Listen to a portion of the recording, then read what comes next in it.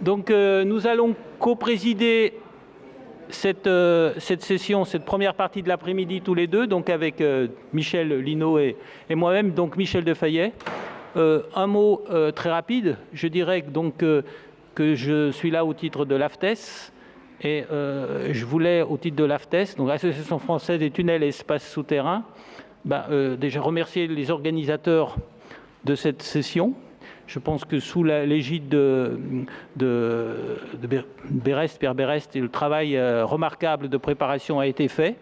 Et donc, on lui en sait gré et nous, on est tout à fait ravis, en tant qu'association, à être partie prenante de cette cérémonie.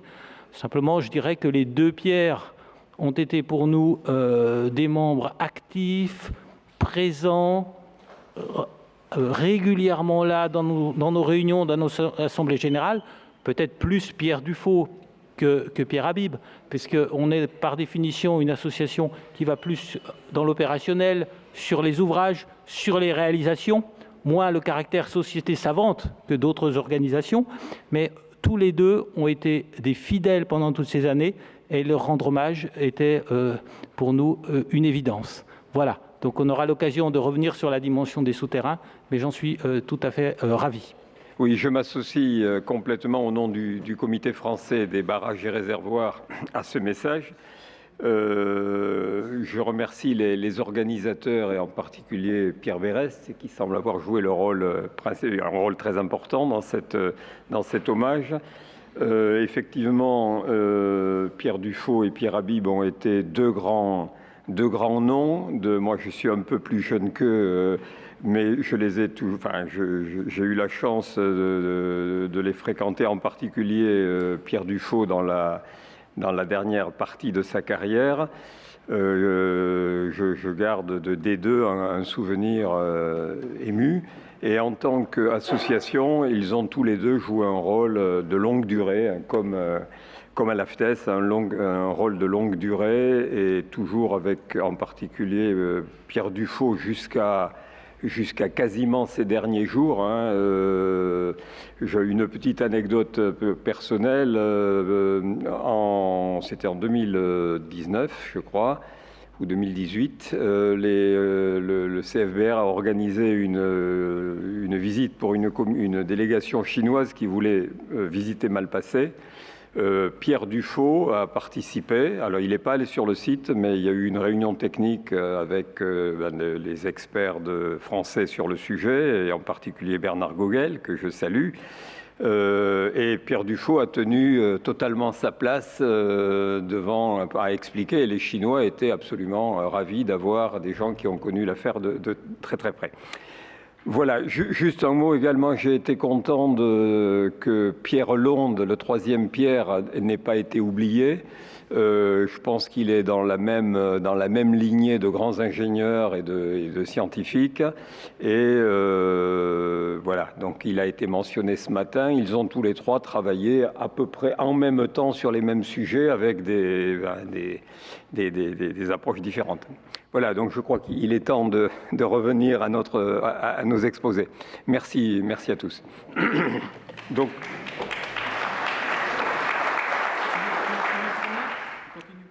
oui, alors donc notre premier exposé sera par Jean Sulem, la thermodynamique des grands glissements souterrains. Bon après-midi. Dans cette présentation, je voudrais rendre hommage à Pierre Habib sur un autre aspect de ses contributions et qui concerne les grands glissements souterrains. Alors, une des questions que se posait Pierre Habib, c'était d'essayer de comprendre quel mécanisme physique pouvait expliquer les très grandes vitesses que l'on observe dans les glissements. Il pensait notamment aux vaillons, ou le déplacement de grandes masses de terrain sur des très très larges distances. Il pensait aux graniers. Les réponses qu'avait apportées Pierre Habib dans deux articles, l'un publié dans les comptes rendus à l'Académie des sciences en 1967 et puis un autre en 1975 dans la revue Rock Mechanics, c'était de mettre en évidence que l'échauffement produit par la dissipation du travail plastique de frottement pouvait être suffisant pour conduire à la vaporisation du fluide interstitiel. Et donc j'ai repris ici quelques lignes de l'article de Pierre Habib dans la version publiée en 1975, où j'ai surligné quelques points importants. Donc, Pierre Habib, dans cet article, modélisait la possibilité d'atteindre une distance de glissement suffisante pour avoir une élévation de température suffisante pour former ce qu'il appelle un coussin de vapeur, et donc ce coussin de vapeur qui allait complètement lubrifier le mouvement, le glissement, conduisant finalement à un glissement avec une résistance au cisaillement qui était nulle. L'étude des effets thermiques dans les grands glissements gravitaires ou sismiques a donné lieu à de nombreux travaux depuis, dans les 30-40 dernières années.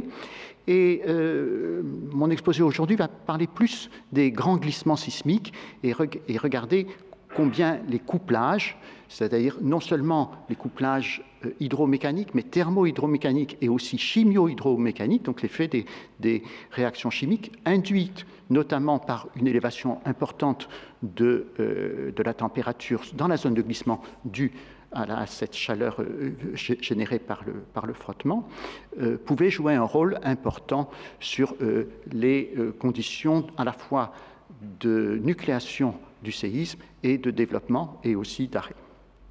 Alors, pour être bien persuadé de l'importance des effets thermiques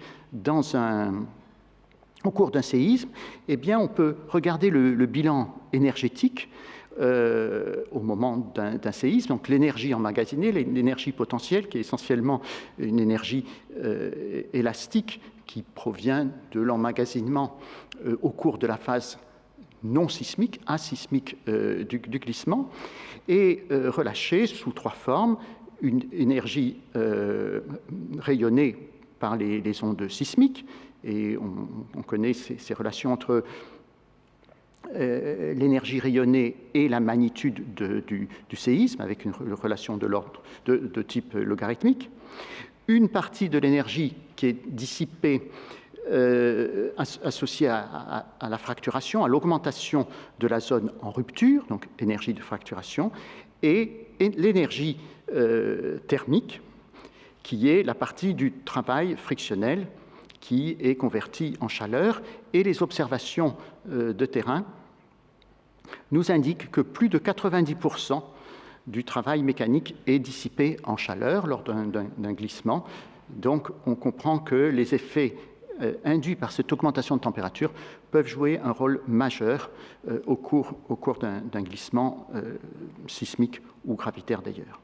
Alors, je voudrais commencer par un bref tour d'horizon des différents mécanismes d'affaiblissement d'une faille. Comme vous savez, un séisme est déclenché parce qu'il y a une perte de la résistance de la faille avec le glissement accumulé ou avec la vitesse de glissement. Et parmi les différents mécanismes d'affaiblissement d'origine thermique, on peut déjà mentionner les mécanismes liés à la présence de fluide. La plupart des zones de faille sont saturées en fluide, et même sans aller jusqu'à la vaporisation, comme l'a mentionné Pierre Habib dans ses travaux, on a une pressurisation thermique qui est due au fait, d'une part, que l'événement va se produire dans une échelle de temps très courte, que la perméabilité de la zone de glissement dans le noyau de faille est très faible, parce que ce noyau est constitué de matériaux qui, au cours des glissements précédents, ont été écrasés, mylonisés, compactés, donc des zones de très très faible perméabilité, de sorte que la chaleur et les fluides qui se trouvent, la chaleur générée et les fluides qui se trouvent dans cette zone de glissement vont être emprisonnés au cours du glissement. Et étant donné que l'on sait que l'expansion thermique des fluides, de l'eau, est bien plus grande que celle du squelette solide, ça conduit à une pressurisation d'origine thermique du fluide interstitiel. Donc bien évidemment, cette augmentation de pression conduit à une diminution des contraintes effectives, donc à une diminution de la résistance au cisaillement. Alors parmi les autres mécanismes d'origine thermique, on peut mentionner les phénomènes de flash heating qui sont dus à la concentration intense des contraintes au niveau des aspérités, de contact, et donc localement une production de chaleur importante, pouvant conduire non seulement à une augmentation encore localement plus importante des pressions fluides, et puis si les conditions en pression en température le permettent, c'est-à-dire si la faille n'est pas trop profonde, a aussi possibilité de vaporisation. Donc, c'est tel que l'avait étudié Pierre Habib, et puis on trouve aussi dans un papier plus récent, et j'avais eu l'occasion de mentionner aux auteurs les travaux de Pierre Habib, et ainsi ils ont fait référence dans cette publication dans Journal of Geophysical Research. D'autres effets de lubrification qui peuvent être dus à la formation d'une fine couche de roches fondues, phénomène de gélification, également par l'endommagement du plan de faille, de la production de très fines particules, c'est comme documenté par Green notamment, qui conduisent à une lubrification de ce plan de faille. Alors, à côté des effets mécaniques ou des effets couplés thermaux, hydromécaniques, on peut mentionner aussi d'autres phénomènes liés à l'augmentation de température, mais qui se produisent sous la forme de réactions chimiques qui sont induites, telles que la décomposition thermique des minéraux, qu'il s'agisse de déshydratation de minéraux argileux qui peuvent être importants dans les zones de faille à des températures supérieures à une valeur de l'ordre de 400 degrés Celsius. Donc il s'agit ici de la dissociation de l'eau chimiquement liée aux minéraux argileux ou la décomposition des carbonates à des températures seuil de 700 degrés avec dégagement de CO2.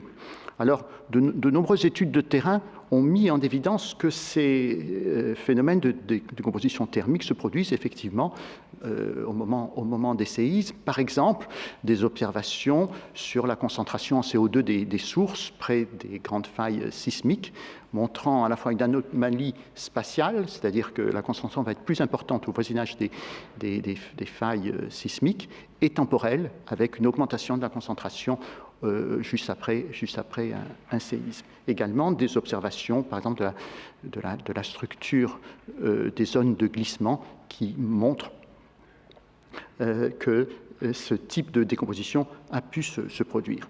Alors, on voit que ces décompositions sont une source de fluide supplémentaire dans le système, donc participent à l'augmentation de la pression interstitielle, donc à l'affluissement.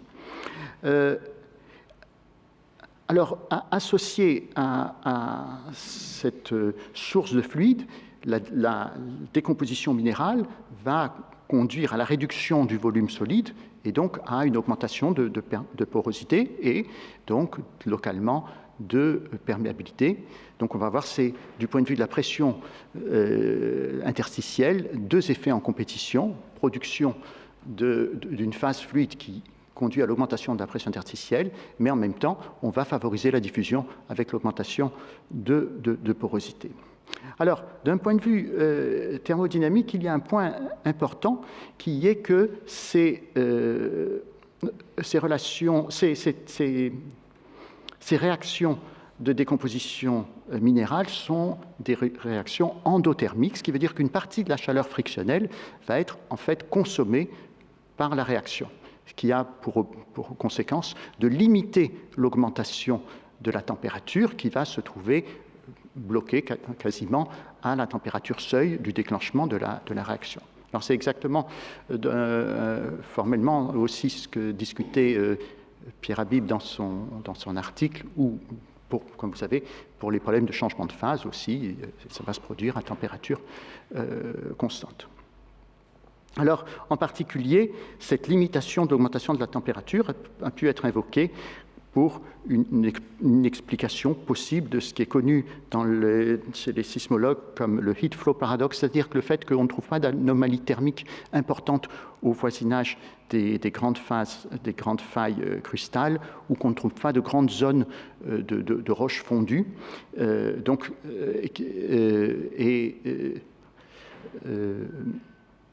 Donc cette augmentation limitée de la température peut être attribuée à ce type de réaction. Alors on peut aussi citer des travaux sur les grands glissements souterrains qui évoquent ce mécanisme pour expliquer des glissements sur des très très grandes distances. Alors, pour donner des éléments de modélisation, je vais considérer ici une géométrie simple d'une zone de faille, représentée ici par cette couche, zone de glissement, d'épaisseur faible par rapport à sa longueur, ce qui permet de considérer que les champs sont invariants dans la direction parallèle à la faille, et donc de pouvoir regarder l'évolution de ces différents champs, pression, température, en fonction du temps, bien sûr, et puis de la coordonnée dans la direction perpendiculaire à la faille. Alors, sans aller trop loin dans les équations, mais juste pour vous montrer les principaux éléments, bien sûr, quand on va résoudre un problème de physique, on va commencer par écrire les équations de conservation de la masse fluide d'abord, qui permet d'obtenir l'équation de génération et diffusion de la pression, donc l'évolution en temps de la pression interstitielle, à gauche, et dans le membre de droite, on a le terme de diffusion, on a un terme source, qui est le terme de pressurisation thermique, où on voit ici apparaître ce coefficient lambda, qui est donné en thermoporoélasticité, donc par ce rapport, où on voit au numérateur la différence entre le coefficient d'expansion thermique du fluide et celui du volume poreux, et au dénominateur la somme des compressibilités de ces deux phases. Donc c'est bien l'expansion thermique différente du fluide et du volume poreux qui est la cause de cette pressurisation. Alors, on va avoir un autre terme source qui est la quantité de fluide qui est produite par la réaction de décomposition lorsqu'elle se déclenche, et puis les changements de porosité qui sont dus justement à la décomposition solide. Alors, dans l'écriture de la conservation de l'énergie, on va ainsi obtenir l'évolution de la température, avec dans le membre de droite le terme de diffusion, le terme source. Ici, par simplicité, on considère que tout le travail frictionnel est converti en chaleur. Et puis, un terme puits, c'est-à-dire la consommation de la chaleur qui est par la réaction chimique. Delta H0, c'est l'enthalpie de la réaction, et avec un signe moins, puisque c'est une réaction qui est endothermique. Donc on peut considérer différents types de réactions qui peuvent se produire suivant les minéraux présents dans la zone de faille et qui vont se déclencher à différentes températures. Alors bien sûr, il faut compléter ces équations par une loi de comportement. Par exemple, le plus simple, c'est de considérer que le matériau dans la zone de glissement est à l'état limite, donc ce qui va nous permettre de relier la contrainte de cisaillement directement via un coefficient de frottement à la contrainte effective. Donc on voit ici le couplage aussi pression-température. Et puis une équation de cinétique qui va nous permettre de connaître la masse produite dans la réaction. Voilà, je ne donne pas tous les détails, mais voilà le type de simulation qu'on peut faire en se mettant ici dans des conditions correspondant à une faille à 7 km de profondeur, une zone de glissement soumise à une vitesse de déplacement d'1 mètre par seconde, typique d'un glissement sismique. Donc en rouge ici, en pointillé, l'évolution de la température. Donc on voit cette augmentation due à la dissipation de la chaleur frictionnelle. Et puis, en considérant ici la présence de carbonate, la température qui reste quasiment sur un plateau autour de 700 degrés. Et si on regarde ce que donne l'évolution de la pression, donc on a la première partie qui est l'augmentation de la pression qui est due au phénomène de pressurisation thermique, et au moment où la réaction se produit, donc on a cette phase supplémentaire fluide dans le système qui montre l'accélération d'augmentation de pression, et puis on a un pic de pression et ensuite une diminution progressive, et ça c'est la compétition de la diminution du volume solide, l'augmentation de perméabilité, augmentation de porosité. Donc on peut traduire ça en termes d'évolution de la résistance au cisaillement avec cette diminution et puis une phase de renforcement correspondant à la phase post-pic de pression. Alors juste pour mettre en évidence bien l'effet de ces réactions chimiques.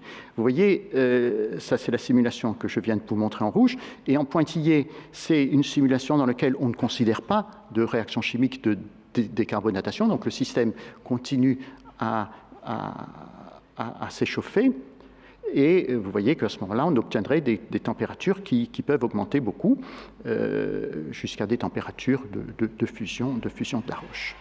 Alors, dans toutes ces analyses, un paramètre clé, et ça avait été aussi déjà identifié dans les articles de Pierre Habib, c'est l'épaisseur de la zone de glissement. Parce que, bien sûr, cette épaisseur dans laquelle se concentre la dissipation et va entrer en ligne de compte dans l'énergie, dans l'écriture du bilan énergétique. Et donc, plus la zone est petite, plus la chaleur est concentrée dans cette zone-là. Alors, les observations de terrain montrent qu'à l'intérieur d'un noyau de faille ou aussi d'une zone de glissement, eh bien, le cisaillement est localisé sur des épaisseurs extrêmement fines, souvent millimétriques ou submillimétriques. Et puis, on sait que l'épaisseur de ces zones d'affaiblissement joue un rôle dans la mesure où des zones plus fines conduisent à plus d'affaiblissement de la résistance, et également l'épaisseur de ces zones de glissement, c'est un point qui va évoluer au cours de l'évolution du système. Plus le glissement va se localiser, plus la zone de localisation va être plus petite. Et plus elle est petite, plus la chaleur va être concentrée. Par ailleurs, une plus grande diffusion de la chaleur et des fluides va conduire à des phénomènes de délocalisation, donc au contraire, augmenter cette épaisseur de la zone de glissement. Autrement dit, il est important dans ce type d'analyse de pouvoir modéliser l'évolution au cours du phénomène, l'évolution de l'épaisseur de la zone de localisation des déformations. Alors, les travaux sur la localisation des déformations se sont largement développés depuis 3 à 4 décennies. Et on sait que les limites des approches de la mécanique des milieux continus classiques pour des solides sans viscosité, c'est qu'ils conduisent à une localisation des déformations sur une zone infiniment petite.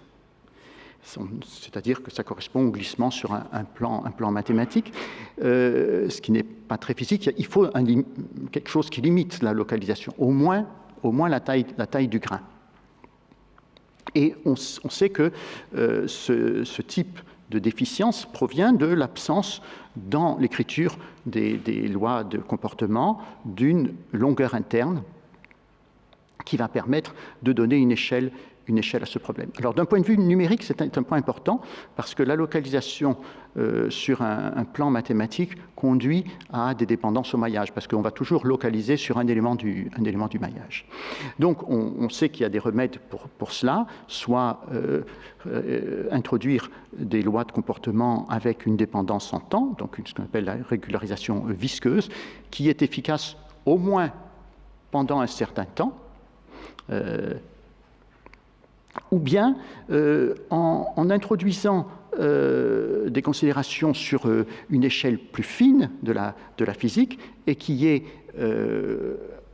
devient importante lorsque l'on pense que la localisation se fait sur quelques grains seulement, et c'est introduire ce qu'on appelle avoir recours à ces théories généralisées, de milieux continus généralisés. On peut faire la référence notamment aux travaux de Pierre Germain, qui dans les années 70 apporte une contribution extrêmement éclairante sur comment développer ce type d'outils et qui a été depuis largement utilisé dans le cadre de ce qu'on appelle la mécanique des milieux de Khosra ou des théories d'ordre supérieur. Alors, les milieux de Khosra sont particulièrement bien adaptés pour décrire la mécanique de milieux granulaires. Et étant donné que les zones de noyaux de faille sont constituées de gouges, qui sont des matériaux granulaires, c'est dans cette direction qu'on était allé. Et là, sans donner trop de détails sur les équations, dans le cadre d'une thèse et de différents papiers, une thèse d'Adrien Rattès, prix Londres 2019, on peut cette fois regarder le cisaillement rapide d'une couche modélisée comme un milieu de Khosra. Donc on va avoir ici un ingrédient supplémentaire qui est la prise en compte de la taille des grains à l'intérieur de la zone de glissement, et regardez ici la localisation progressive dans une approche couplée tenant compte des effets de pression et de température. Donc voilà un exemple de simulation. Alors ici, on a supposé que l'on a un milieu avec une loi de comportement élastoplastique parfait, mais vous voyez que les effets de température se manifeste et de pressurisation thermique se manifeste par le fait que dans la